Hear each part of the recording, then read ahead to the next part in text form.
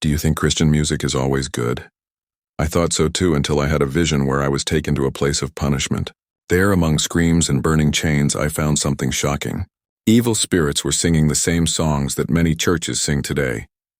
Behind them was a spirit of unfaithfulness working to trick people's hearts through what looked like worship. My name is Robert Carter. I grew up in a mountain town as the child of a poor but deeply religious family. From when I was little, my home was filled with Christian music every day. My mother always told me that singing was the quickest way to reach God's heart. I believed this was completely true. Music wasn't just noise to me. It was a way to hope. I never thought something so good could hide spiritual dangers. I remember quiet mornings when I woke up to my mother's soft hymns as she made breakfast. At night, my father would turn on an old radio with worship music, and our small living room would feel peaceful. These memories built my faith. Later, I joined our church choir, and music became more than just something I enjoyed. It became my purpose. I saw myself as someone carrying a spiritual tool that could heal broken hearts. That's who I was, and I felt proud of it. When I was young, my whole life was about worship. I went to prayer meetings, church events, and youth camps, always with my guitar or ready to lead singing. I wasn't trying to be famous at first, but I admit that getting praise from the church made me feel special. There was something exciting about seeing people get emotional, cry, and raise their hands while I sang. Back then, I thought this proved I was doing the right thing. I didn't know there were hidden dangers no one talked about. Music was always where I went when things got hard. When people rejected me, I sang. When I felt lonely, I sang. When I did wrong things and was too scared to pray, I turned to songs, thinking that just singing words would bring me closer to God. Music was my support, my escape, my quiet confession. Maybe that's why I never suspected that something so personal could be used to trick people. Who would believe that a song about God's love could also open the door to a spirit of unfaithfulness?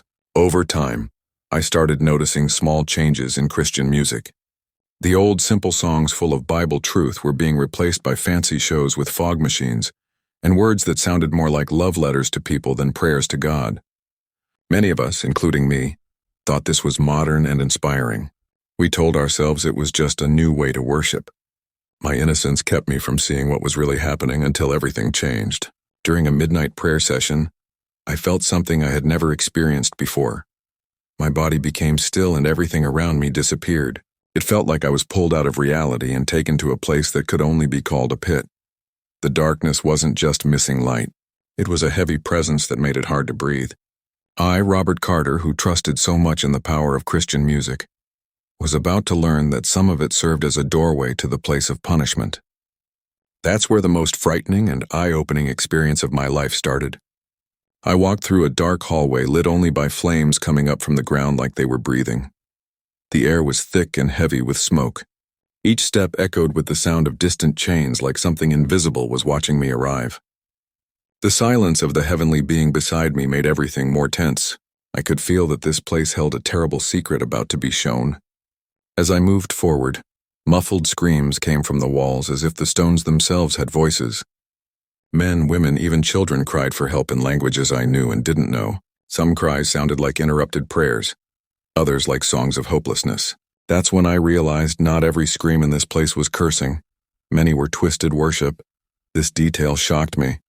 The path wasn't straight. It had narrow turns, each showing something more disturbing. At certain points, flames rose up, forming human shapes that quickly melted away like the fire itself was mocking the pain of the condemned. One thing caught my attention. Some of those shapes moved to the beat of music. The sound was quiet but familiar. I recognized pieces of worship songs that had been sung in my church. This recognition froze me. I thought about how many times I had sung those same words with my eyes closed, believing I was surrounded only by God's presence. But there, those same songs seemed turned into chains that trapped souls. It was like every misused note had left a permanent mark. Realizing that worship could be both a key and a lock was overwhelming. Until then, I had never imagined that something so beautiful could be used as a tool of torture. The heavenly being walking ahead stopped in front of a deep crack in the ground. The ground opened like a glowing wound, and from it came backwards melodies, familiar tunes mixed with cries of pain. The contrast was unbearable. On one side were memories of joyful church services. On the other was the reality of voices trapped in endless suffering. I couldn't help but think about how the same song could sound different, depending on the life of the person singing it.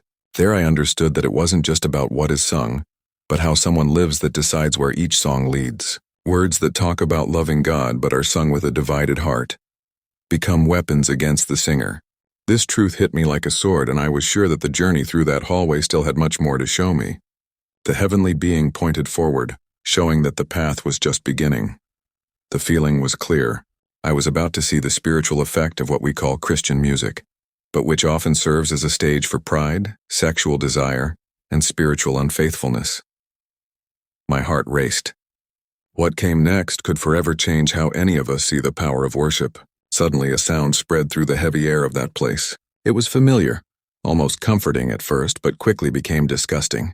A choir began to sing a melody I knew well, a song I had sung countless times in services and youth meetings. My heart almost wanted to believe it was an echo from heaven. But within seconds I understood the reality. That music was twisted, corrupted by evil voices copying it with wickedness. The words were the same ones sung by so many churches on earth, but there they sounded full of sexual desire and promiscuity. Each word came with mocking laughter, like they were making fun of the original meaning. It was like the place of punishment had taken something sacred and turned it into a tool of temptation. That's when I realized the cleverness of the spirit of unfaithfulness. It doesn't show itself as something foreign, but as a twisted copy of what is already loved and accepted. The scene became even more disturbing as I watched the expressions of the beings forming the choir. They moved like actors on big stages, but with lustful looks and smiles that mixed pain and pleasure. Each chord sounded like an invisible chain binding the souls that listened. The song didn't just entertain, it tempted, feeding sexual fantasies in the middle of despair. I couldn't help but remember how many times that same song had been sung by crowds without knowing the spirit behind it. As I watched, one detail shocked me. Some of those trapped in that suffering were repeating the melody along with the demons as if they were part of the choir, their voices mixed in agony. And I realized they were people who in life had sung with passion but without holiness. The music that should have freed them had become the soundtrack of their endless slavery. At that point I understood that worship doesn't depend only on the words, but on the life of the person singing. The heavenly being beside me said nothing, only watched as if wanting me to absorb every detail. His silence was heavier than any explanation. The worship I had always thought was untouchable was being used as a weapon by the place of punishment itself. With each verse sung, the distortion grew, and the melody took on almost hypnotic tones. There was something wickedly attractive in that sound, something that seemed to invite listeners to give up, like sweetened poison that kills slowly. I understood that this was the true power of the spirit of unfaithfulness. It doesn't force itself on people, but tempts gently until the victim is already trapped without realizing it. And who hasn't felt drawn to songs that stir the body more than the soul? Before me stood a young woman with a fragile appearance, kneeling on the dark ground of that place of suffering. Her face was marked by endless tears, and each sob echoed like a cry that pierced even the walls. The heavenly being beside me stepped closer and said firmly, "Her name is Sarah." The sound of that name brought tightness to my heart, as if knowing her made me part of her pain. Sarah had been raised in a Christian family, attended services, led youth groups, and was known for her sweet voice in the church choir. Many admired her, believing her gift came from heaven. Yet deep inside there was a hunger that wasn't just for God but for emotional experiences and intense feelings. Her songs, though they spoke of giving up, carried undertones of human desire. That mixture led her down an invisible path that ended in the flames now consuming her. As I watched her, I saw her lips moving in repetition, as if she couldn't stop confessing the same thought. I just wanted to feel something, and what I felt destroyed me. Those words echoed like an endless refrain, revealing the lie that tempted her. She wasn't seeking only God's presence. She wanted something that would capture her heart and body, something to fill an empty space inside. That desire opened the door to a spirit of spiritual unfaithfulness, which made her confuse passion for God with earthly pleasure. The most disturbing part was realizing how her story reflected so many situations I had witnessed. How many worship leaders encourage crowds to sing with excitement, but deep down create more of an emotional show than a true meeting with God. Further ahead, an even more disturbing scene unfolded. In the middle of the flames, I saw familiar figures from the Christian world. They weren't just unknown shadows, but people who in life had stood at altars, led crowds, and become examples of spiritual gifts. Now they were lying down, bound by chains glowing with flames. These weren't ordinary chains, but ones made of flaming musical notes, as if the very music they produced had turned into their prison. Each chain snapped like the strings of broken instruments, producing sharp, painful sounds. Every time their songs were sung on earth, the flames got stronger, burning them even more. Their suffering didn't depend only on the past, but was fed by the present, by the fact that their hymns still echoed in churches, radios, and digital platforms. Each repetition became another spark of fire against their own souls. Their voices rose in a group cry. We sang for Jesus, but we lived in unfaithfulness. Words full of regret and confession echoed through the space, showing the inconsistency between the stage and their private lives. Those who raised their hands in services hid dirty hands in their rooms. Words that spoke of holiness were sung by mouths that enjoyed immorality. When the question left my lips, the atmosphere seemed to grow even heavier. How could something so holy, used for centuries to praise the Creator, now serve as chains in the hands of this place of punishment? The heavenly being slowly turned his face, his eyes carrying a firmness that burned more than the fire around us. Then the answer came like a piercing truth. The spirit of unfaithfulness never appears as an enemy. It disguises itself as inspiration. Those words hit me like silent thunder. Suddenly, memories began to flash before me. I remembered how many times I heard songs that seemed deep but hid unclear, almost romantic metaphors. Songs that, instead of leading to repentance, awakened feelings of human passion. Many words come from divided hearts where God isn't the priority, but merely a backdrop for fleshly desires, the heavenly being explained. The disguise is so perfect that even the most spiritual are deceived. The spirit of unfaithfulness doesn't invade like an armed enemy. It presents itself as creativity, sudden inspiration, new ideas that seem like divine revelation, but behind that veil are intentions mixed with impurity. From the flames burning in the depths of that scene, a figure began to emerge.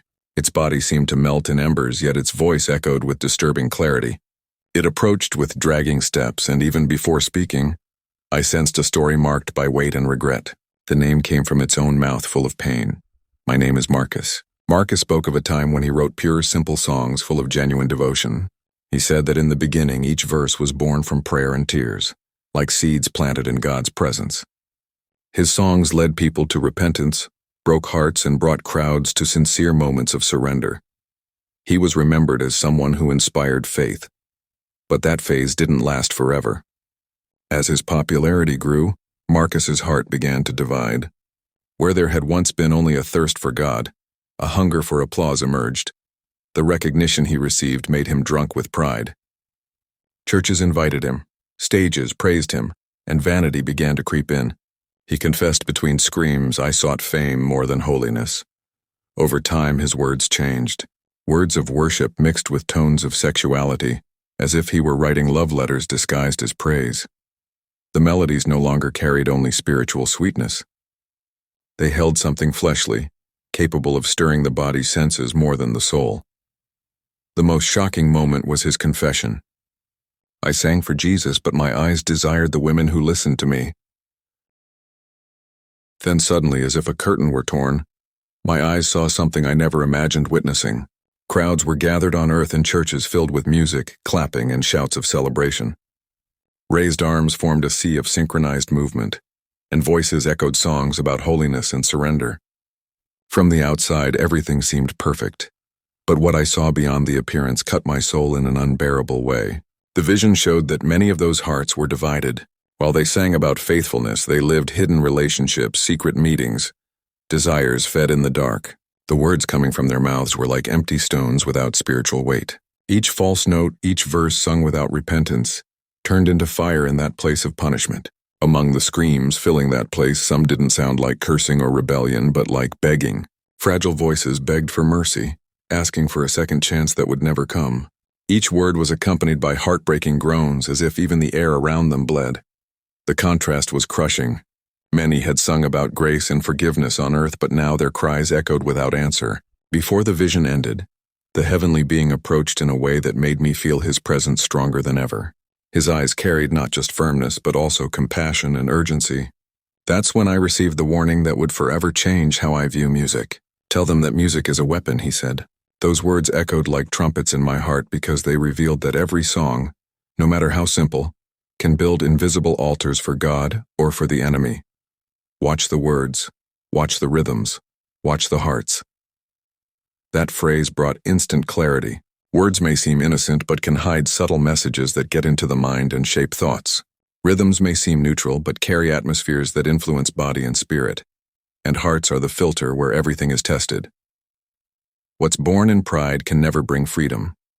Finally, he concluded, only pure worship reaches God's throne. That statement not only ended the vision but opened a calling. The throne isn't reachable through talent, beautiful melodies, or popularity. Only what comes from a clean, broken, and truthful heart can reach the King. When the vision ended, I felt as if I had returned to my own body.